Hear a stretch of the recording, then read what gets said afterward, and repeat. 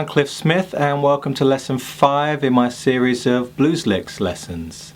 There is some guitar tab and a free backing track for this lesson which you can download from my website. If you click on the comments section of this video you'll find a link and that will take you to my website where you can download the tab and the track. Okay, so I'm going to call this the dominant 7th lick or the 7th lick because it highlights the 7th note of the chord, the dominant 7th note of the chord. So the 3 chords we have in our blues in E are E7, A7 and B7. Over the E7 chord I'm playing the 3rd and the 7th of the chord, which is G sharp, first finger on the 9th fret of the B string, and D, 3rd finger on the 10th fret of the E string.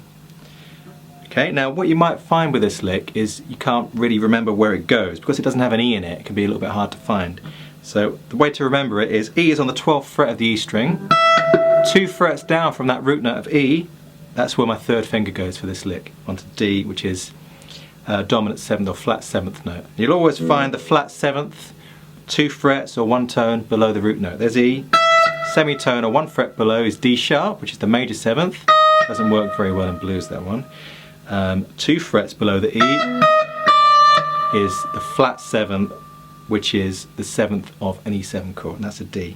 Okay, so I've got my 1st finger on 9th fret of the B string, 3rd finger on the 10th fret, and I'm going small bend again. So both fingers, I'm pushing them up to do a quarter tone bend or blues bend. You hear it without the bend, and with just adds something, a little bit more tension to that sound.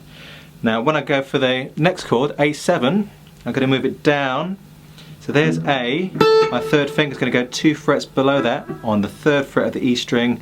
My 1st finger is going to go on the 2nd fret of the B string. Same thing, small bend. And when I play the B chord, B is on the 7th fret, my 3rd finger is going to go 2 frets below that on A, and my 1st finger is going to go on D sharp. So 1st finger is on the 4th fret of the B string and my 3rd finger is on the 5th fret of the E string. Okay, now what I was doing in that intro, I was attacking some of the chords from a semitone below. So I was playing the regular 7th lick, then I was playing it 1 fret below and sliding back up again.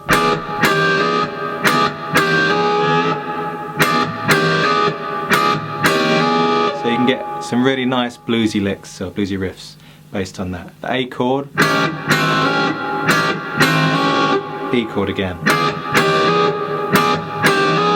B chord, A chord.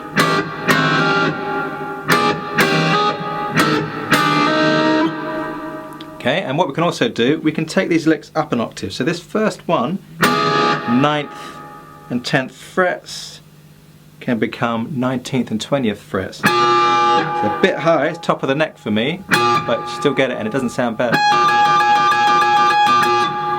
Another thing I should mention is you can pick the notes as well. We can strum them as a chord, pick them as a chord, or play the notes one at a time.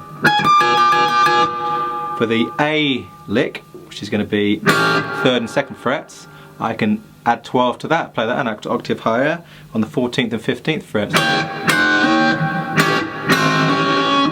And then for the B lick, which is on the 4th and 5th frets, I can take that up 12 frets and put it on the 17th and 16th frets. Okay, and then each of those licks we can either strum them or pick them. Okay, so in that intro I kept it pretty simple. What I'm going to do now is I'm going to show you how you can use this lick in conjunction with some of the other licks from this series to make up your own guitar solos.